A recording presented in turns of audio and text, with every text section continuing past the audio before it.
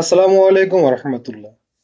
আপনারা যারা সংযুক্ত আরব আমিরাতে ভিজিট ভিসা এবং কি ফ্যামিলি ভিসা আসার জন্য চেষ্টা করতেছেন, তাদের জন্য ভিডিওটি অত্যন্ত ইম্পর্টেন্ট একটি ভিডিও চলেছে।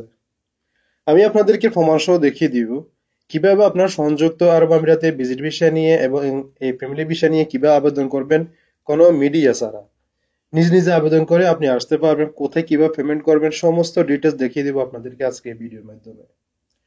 তাই ভিডিওটি অত্যন্ত গুরুত্বপূর্ণ, মনোযোগ সহকারে শুনবেন। আরেকটা বিষয় হচ্ছে যাই, আমরা যারা সংযুক্ত আরব আমিরাতে আছি, পুরান যারা আমাদের যাদের ভিসা আছে, আমাদের অনেকের ভিসা 2 বছর যে এক্সপায়ার হয়ে থাকে বা 2 বছর পর যে রেনু করা লাগে, দেখা গেছে যে বিশেষ করে এটা আবুধাবির মধ্যে হচ্ছে যে রেনুটা হচ্ছে না, এবং দেখা যাচ্ছে ওইখানে জরিমানা আছে বা জরিমানা থাকার কারণে এটা হচ্ছে না।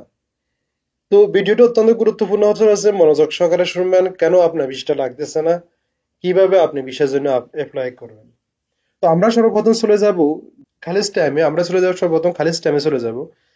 খালিজ টাইমে যাওয়ার পর থেকে আপনারা বুঝতে পারবেন আমি কি আপনাদের কি বুঝতে চাচ্ছি এবং কেন আপনার ভিসাটা রিনিউ হচ্ছে না। দেখেন এখানে আপনারা স্ক্রিনে ফলো করুন, আমি স্ক্রিন দেখাচ্ছি আপনাদেরকে, স্ক্রিন ফলো করুন আপনারা। এখানে এখানে দেখা সর্বপ্রথম লেখা আছে, আমি এখানে মার্কিং করে গেছি, দেখেন এখানে হেলথ ইন্স্যুরেন্স যে আমি দেখতেছেন এখানে ফর ভিসা ইন্স্যুরেন্স রিনিউয়াল, বা আমি যেটা লিখে দেখছি এখানে খেয়াল করেন। এখানে যেটা বলা হচ্ছে সেটা হচ্ছে যে আপনাদেরকে, আমি এর আগেও একটা ভিডিও দিয়েছিলাম, যেটা হচ্ছে যে দুবাইতে আপনাদেরকে মানে ইন্স্যুরেন্স করাটা বাধ্যতামূলক করে দিয়েছে জানুয়ারি 1 তারিখ থেকে, সেটা রিনিউয়াল বিষয় হয়ে থাকুক আর নতুন বিষয় হয়ে থাকুক, শুধু ভিজিট ভিসা ছাড়া অন্যান্য যতগুলো বিষয় রয়েছে প্রত্যেকটা বিষয়তে আপনাকে 2 বছরের যে বিষয়গুলো থাকে 2 বছরের জন্য আপনাকে ইন্স্যুরেন্স করতে হবে। এবং কি এই ইন্স্যুরেন্সের ক্ষেত্রে বলা হয়েছে, দেখেন এখানে আমি আপনাদের দেখাচ্ছি যে নিউ হেলথ ইন্স্যুরেন্স বলেছে starting January 1, 2025 all over insurance the renew visa and আপনাদেরকে নতুন ভিসা এবং পুরান ভিসা সব জায়গাতে আপনাকে এটা লাগাতে হবে, ইন্স্যুরেন্স করতে হবে।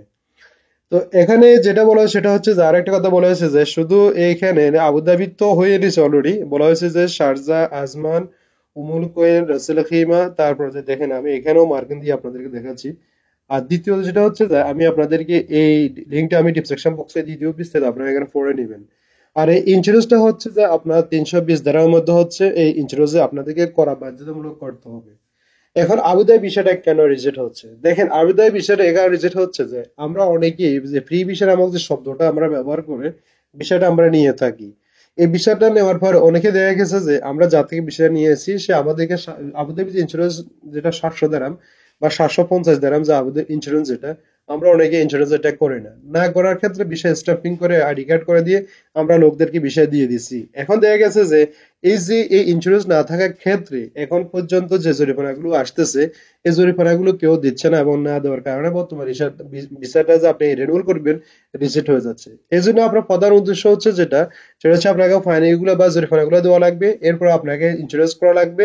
ইন্স্যুরেন্স করার পর মানে দামাম, এবং ইন্স্যুরেন্স করার পর তারপরে যে আপনি বিষয়টা লাগাতে পারবেন। যতক্ষণ পর্যন্ত আপনার ইন্স্যুরেন্স না হবে ততক্ষণ পর্যন্ত আপনি ভিসা লাগাতে পারবেন না, এবং কি আপনাকে জরিমানা গুনতে হবে, এবং জরিমানা না দিয়ে কিন্তু আপনি এই দেশ থেকে কিন্তু যেতেও পারবেন না। যেহেতু আপনারা সবাই জানেন এদেশে আইন কানুন কত শক্ত অবস্থানে আছে, যারা একবার এসব আইনের আওতায় একবার পড়ে গেছে তারা সবকিছু বুঝে এবং জানে। তাই আপনাদেরকে অবশ্যই আবুধাবি এরিয়াতে যারা রয়েছেন, তাহলে আপনার যদি বিষয় যে রিজেক্ট হয়ে থাকে তাহলে আপনাকে রিনিউয়াল বিষয় যেগুলো, তাহলে আপনি খেয়াল করতে হবে আপনার ইন্স্যুরেন্স আছে কিনা। সেই জন্য আপনার চেক করতে হবে আপনার যে পার্শ্ববর্তী কোনো টাইপিং সেন্টার থাকলে, অথবা দেখা গেছে যদি কোনো দামাম অফিস থাকে আপনার আইডি কার্ডটা নিয়ে যাবেন, ওইখানে আইডি কার্ডে যে নাম্বার আছে নাম্বার দিয়ে আপনি চেক করতে পারবেন আপনার নামে ইন্স্যুরেন্স আছে কিনা।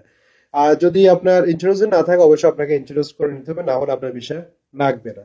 এটা হচ্ছে যে প্রথম অপশন। দ্বিতীয় অপশন যেটা হচ্ছে যে আমি এখন চলে যাব আপনাদেরকে নিয়ে যাব গালফ নিউজে। এখানে গালফ নিউজে আমি একটা অপশন দেখাচ্ছি আপনাদের, সেটা হচ্ছে যে এখানে আসেন আমরা যারা ভিজিট ভিসা বা ফ্যামিলি ভিসা যারা চাচ্ছি নিয়ে আসার জন্য, তারা কিভাবে নিয়ে আসবে দেখেন আমি সেটাও দেখাচ্ছি আপনাদেরকে গালফ নিউজ থেকে। এখানে আপনাদেরকে বলা হচ্ছে যে অ্যাপ্লাই নিউ, দেখেন apply for a new visa in for your steps online. দেখেন আপনাকে এখানে দেখানো হচ্ছে যে ভিসাটা আপনি কিভাবে অ্যাপ্লাই করবেন, কিভাবে অ্যাপ্লাই করার জন্য আপনাকে কোনো মিডিয়া লাগবে না। এখানে অ্যাপ্লিকেশন করতে হলে আপনাকে এখানে 3 মাস পর্যন্ত আপনি অ্যাপ্লিকেশন করতে পারেন, 90 দিন পর্যন্ত আপনি ভিসা চাইতে পারবেন, নিতে পারবেন। এখানে নিচে দিয়ে লেখা আছে ইউএফএস, দেখেন এখানে ইউএফএস লেখা আছে, আপনাকে ইউএফএস ডাউনলোড করতে হবে। দ্বিতীয় স্টেপ যেটা সেটা হচ্ছে যে আপনাকে এখানে চেক করার জন্য অ্যাড সমস্যা, বড় সমস্যা অ্যাডগুলোর মধ্যে। এই দেখেন এখানে চেক করার জন্য আপনাকে সম্পূর্ণ এখানে ডিটেলস আপনাকে দেওয়া রয়েছে।